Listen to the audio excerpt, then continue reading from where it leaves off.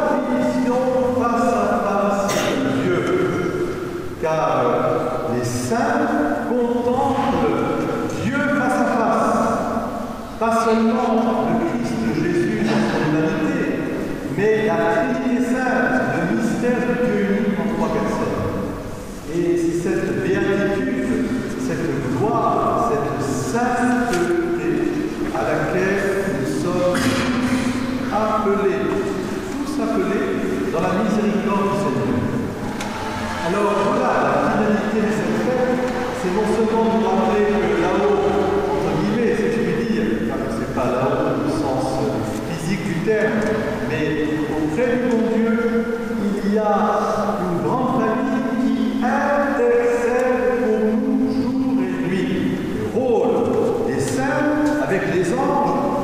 ce rôle que nous vivons à chaque liturgie. Ils font monter la prière de la terre vers le ciel pour des supplications, pour obtenir quoi? La miséricorde. La miséricorde, c'est-à-dire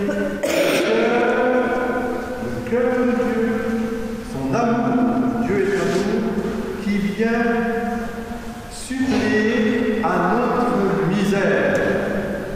Et c'est une grande vérité qu'il faut accepter dans notre vie. Nous sommes remplis de misère. Pourquoi il faut accepter cela? Parce que les saints, bien sûr, regardez, ils sont un peu dans des niches. Parfois, il y en a même qui sont dans les vitraux, ils sont un peu loin. On a l'impression qu'ils sont déjà très loin. Mais non, les saints eux-mêmes, ils ont été miséricordiés. Ils ont reçu grâce sur grâce pour s'acheminer de la terre vers le ciel avec leur misère, avec leur fragilité, avec leurs défauts. Et je vais vous expliquer. Alors, je suis tombé sur un livre très intéressant que je vous invite à commander pour l'Avent, ça peut être un bon cadeau aussi pour se préparer à Noël. Alexia Bidot, elle a écrit un livre aux éditions Artege, un livre qui s'appelle L'éloge de la sainteté, non, l'éloge de l'imperfection. Mais qu'est-ce que c'est que ça? Alors, eh bien, elle a pris un contre-pied qui est très, très juste, c'est de nous dire que les saints, ce sont des gens comme nous, absolument comme nous, avec leurs dons, mais aussi leurs qualités, mais aussi leurs défauts. Mais qu'est-ce qui fait qu'ils ont été saints? Eh bien, c'est qu'ils ont compris que sans la grâce de Dieu, ils ne pouvaient pas, on va dire, offrir leur imperfection pour que justement l'amour de Dieu vienne les soulever. Alors, vous en voulez quelques exemples comme ça, des saints qui ont des gros défauts? Vous voulez que je vous en donne? Après, on fera les saints à côté, c'est-à-dire nous aussi. Donc, parce que saint Paul s'adresse à nous comme des saints.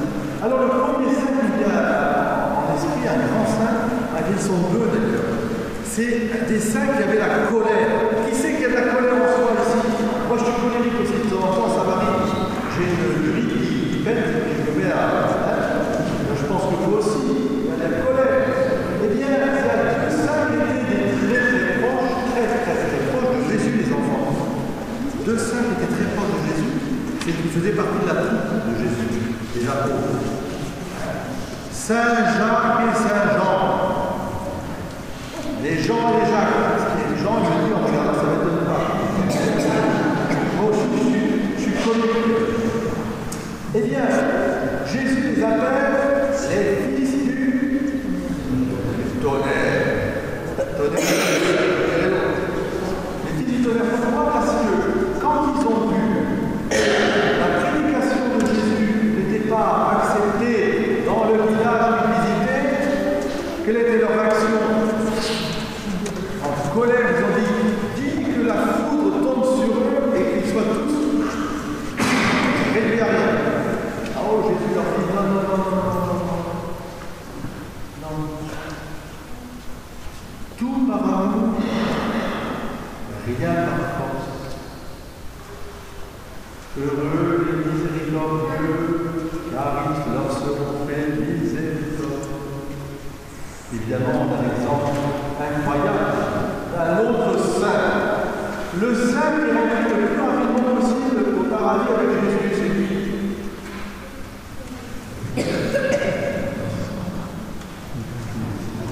Ah, vous êtes bien réveillés, c'est bien. Oui, je vois qu'il y en a qui se reconnaissent dans le Bon-Larron. Le Bon-Larron, Saint Dismas. Aujourd'hui même, tu seras avec moi au paradis. Or, le Bon-Larron, je vous le rappelle, les enfants fermez les oreilles, n'était pas un modèle de vertu, loin de là. S'il a été condamné à mort, c'est parce qu'en son temps, on faisait la peine de mort, il était considéré comme un criminel. On ne sait pas ce qu'il a fait, mais enfin, c'est suffisamment grave qu'il soit crucifié. Et qu'est-ce qu'il fait sur la croix? Qu'est-ce qu'il fait? Qu'est-ce qu'il dit? Sur la croix, qu'est-ce qu'il dit, le bon larron? Vous vous rappelez, vous y étiez, vous aussi? Qu'est-ce qu'il dit sur la croix?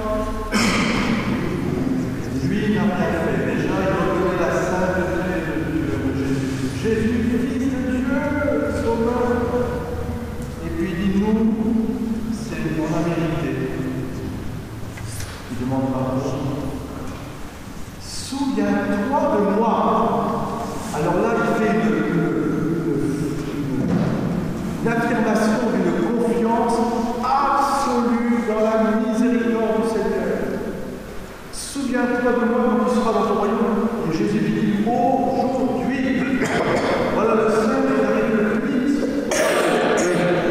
Et il y en a plein, parce qu'ils se sont tournés vers la miséricorde. Alors, c'est l'évangile d'aujourd'hui, ce sont les béatitudes et la carte des chrétiens. Quelle est la béatitude, à votre avis, qui a ouvert le bon larron?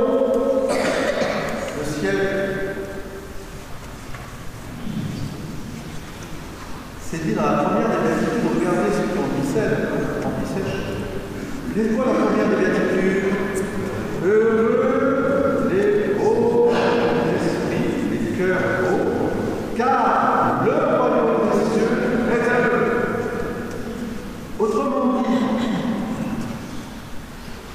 le chemin de sainteté qui s'ouvre à nous, il s'ouvre au départ par un acte de pauvreté. De pauvreté, nous sommes des pauvres qui avons besoin de tout demander à Dieu de l'eau jusqu'au soir. Que celui qui se croit debout craigne de tomber, dit saint Paul. Nous avons tous les jours besoin de demander la grâce pour chaque jour. Heureux les pauvres du cœur, car le royaume des cieux est à eux. Voilà l'éloge de la perfection. Reconnaître sa pauvreté. La citation que je vous ai donnée, nous sommes des pauvres qui avons besoin de tout demander à Dieu, c'est la citation d'un grand saint, patron des prêtres, des curés. C'est qui? Yannès, c'est ton saint patron. Mais oui, il a dit, nous sommes des pauvres qui avons besoin de tout demander à Dieu. Il n'a pas dit ça comme ça parce que c'est une rhétorique. Il l'a dit parce qu'il le sait lui-même, il l'a expérimenté lui-même. Et il nous indique ainsi un chemin de sainteté. Car pour être saint, c'est quoi la sainteté? Et la sainteté, c'est Dieu en moi et moi en Dieu. Ce n'est plus moi qui vis, c'est lui qui vit en moi. C'est ça la sainteté. Pour être capable de voir Dieu face à face, il faut qu'il n'y ait plus que Dieu en moi. Et c'est un chemin de pauvreté. C'est un balance, c'est en creux. C'est la charité en creux. Plus je creuse ma pauvreté, plus Dieu vient répondre et remplir de sa propre présence, de sa charité. Vous comprenez? Chemin de pauvreté. Vous voulez un exemple aussi de saints qui ont combattu leurs défauts?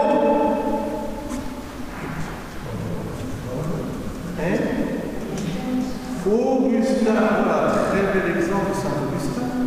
Saint Augustin, très intelligent,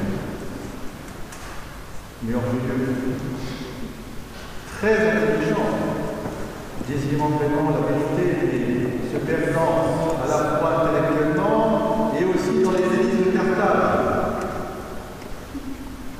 Augustin qui disait, Seigneur, donne-moi la chasteté, mais pas tout de suite. Il savait de quoi il parlait. Ça veut dire que oui, il savait reconnaître cette notion que nous devons la reconnaître. Oui, moi je suis qu'un pauvre pécheur,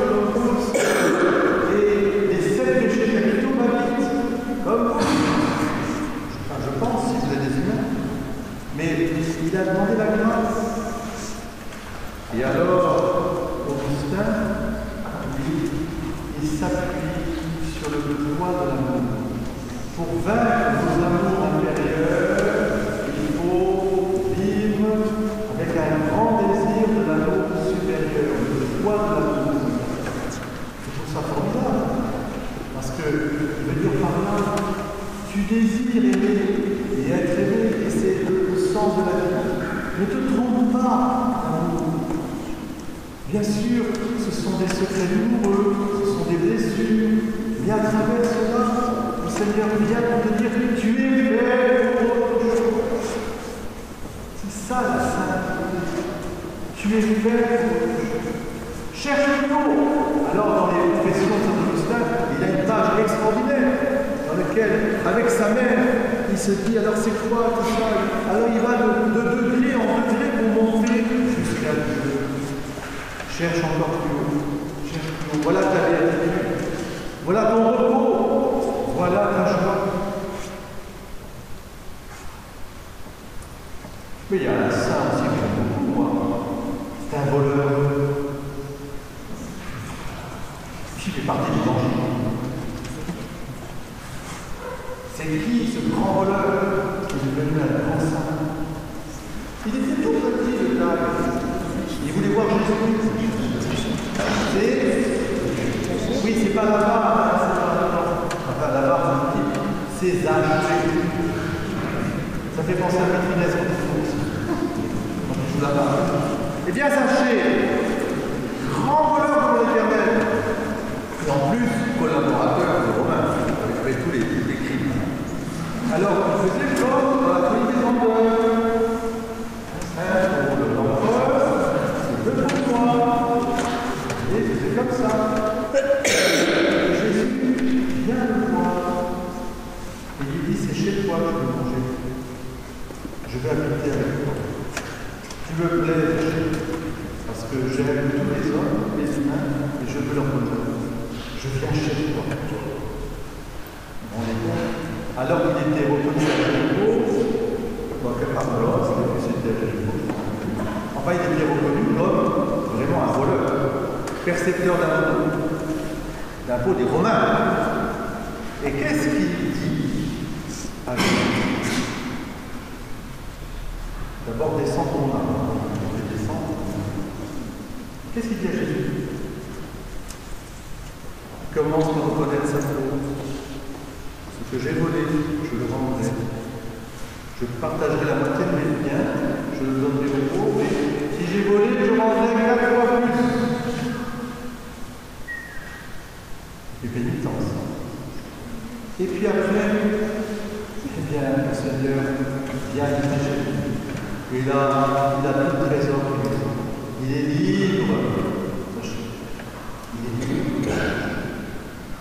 Voilà, c'est pour bien vous montrer que la sainteté, ce n'est pas quelque chose d'irréel ou d'inatteignable. Nous sommes faits pour être saints, puisque nous sommes faits à l'image de la ressemblance de Dieu. Et pour avoir, entre guillemets, pour marcher dans cette sainteté, il faut être trouvé pauvre. Et ce sera mon dernier mot, ce serment de fleurs, c'est vous dire justement, il y a une sainte que j'aime beaucoup, qui était très pauvre aussi, alors pauvre matériellement, pauvre sociologiquement, une pauvrette, et alors, elle a eu un privilège extraordinaire, elle a été comme tous les enfants, qui sont des grands cœurs purs, elle a pu voir la Vierge Marie. Dans ce pays des Pyrénées, comment elle s'appelle? Bernadette. Alors Bernadette, elle était joyeuse, elle était espiègle, parce qu'un saint, c'est un fils de saint, vous vous rappelez? Je ne veux pas qu'en sortant, parce qu'il y a des mines. Il ne faut pas avoir des mines carrées, de piment vinaigré. Il faut que vous soyez heureux, mais Bernadette, toute pauvrette qu'elle était, elle a reçu de la Vierge Marie un secret d'âme. Et elle disait sa prière. je pense, une prière mariale. Il a appelé dans son chemin de sainteté. Mais elle savait qu'elle était pauvre. Et rappelez-vous comment elle signait toutes ses lettres. À la fin de ces lettres qu'elle écrivait, eh bien, elle signait ainsi. Bernadette, pauvre pécheresse.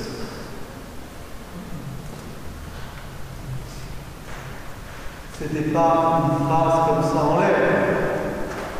Ce qu'elle voulait dire par là, c'est que si elle était en chemin vers la sainteté, Dieu la remplissait de sa grâce, c'est parce que c'était gratuitement que Dieu lui donnait sa grâce.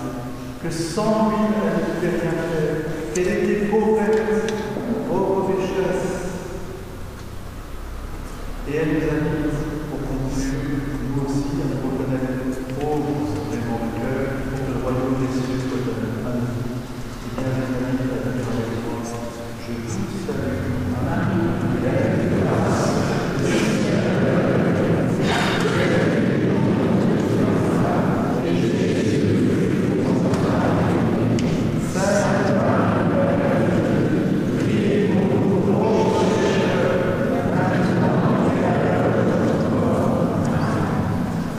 Amen.